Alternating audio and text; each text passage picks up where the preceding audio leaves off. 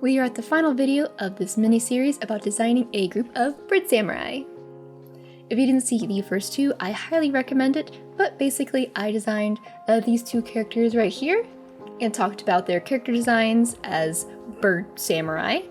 For today, I'm going to go over the final character, as well as talk about how their village of bird people relate to the world around them. So let's get started. These bird-themed people live in Torinosu, a small village hidden deep in the mountains. This world and setting takes place in fantasy feudal Japan. Around the village, in more populated places, there lives a tyrannical ruler. The people hate him, but since he's got the military and soldiers backing him, it's kinda hard to fight back. So that's where our Tori samurai come in. They act kinda like Robin Hood figures and basically take from the rich and give to the poor.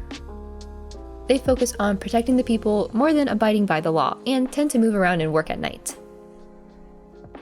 In the populated towns and cities, these samurai people are more of a legend. Housewives would often describe how these bird spirits flew through the night and gave them food or protection from the soldiers. Kids would often tell their friends how at night they saw large birds jumping from rooftop to rooftop. In reality, the Tori samurai are just regular people with bird-themed outfits, but they are trained in such a way to mimic the spirits and yokai around them.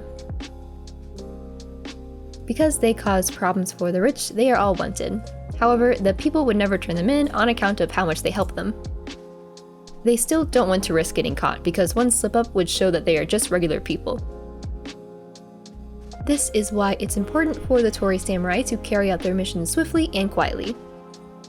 They try to interact as little as possible with the townsfolk to keep up their mythological presence.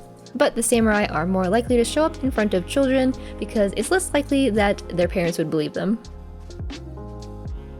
If the townspeople wanted to thank these bird samurai, they would leave a gift wrapped with a feather on top of the roofs. So if they passed through the area, it would be easy for them to see it. Alright, time to talk about the character and design for this video. As mentioned in the first two videos, they all have a pattern, weapon, and bird associated with them. As you can see, he is the archer of the group and is the strongest of them all. Archery takes a lot of arm strength, so to me it only made sense to give it to him. I'll talk more about this later, but I will say that a lot of his design is based on archery.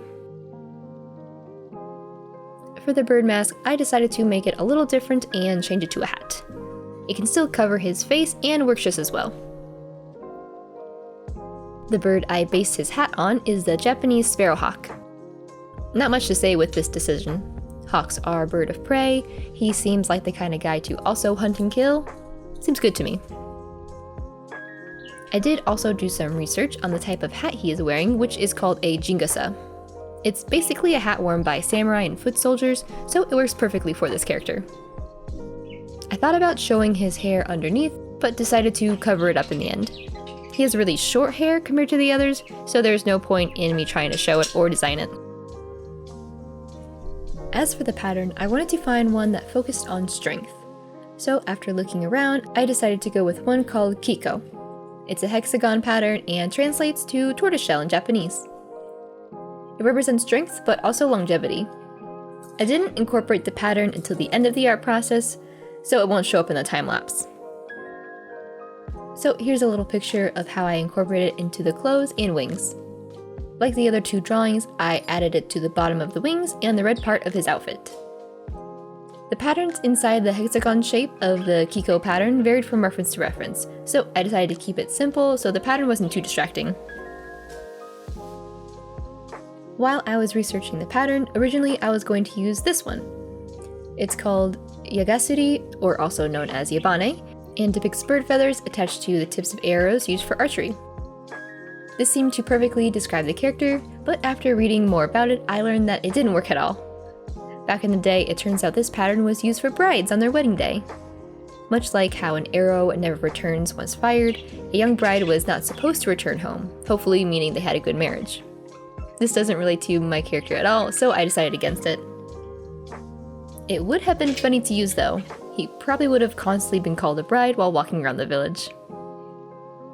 Going back to the group he works in, the sword-wielding guy is the leader of the group in terms of their missions, but this guy right here is more of the emotional anchor of the group. The other two often get into arguments or disagreements, and this guy is probably good at breaking them up.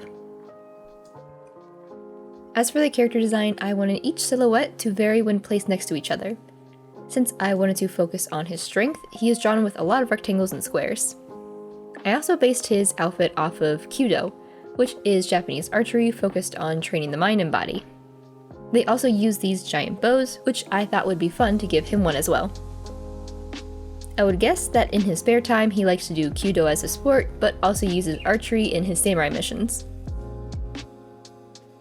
And as you can see, the bird feathers aren't on his kimono like the other two. I thought it would be cool to have it on like a cape or a cloak.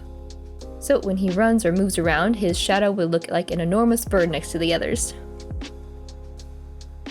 Even though he is pretty quiet and sour looking, he's very protective and kind to those around him. Of the three, he is the oldest and has the most experience on the battlefield.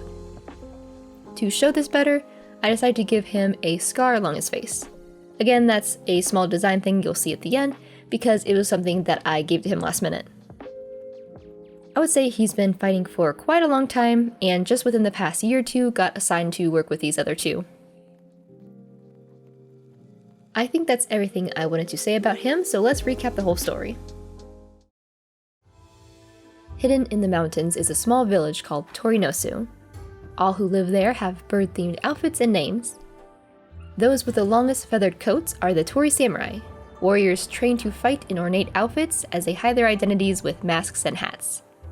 They seek to right the injustices of the area, taking from the rich to protect and help the poor and needy.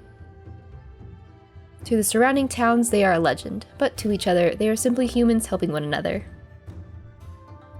With that, here's the final results.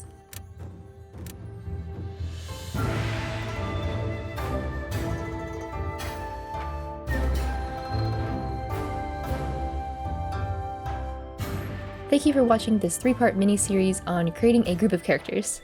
It was fun thinking about how these characters would interact with the world around them and with one another, and also come up with the whole world and characters for the setting. If you want to add any ideas for this concept, please let me know in the comments.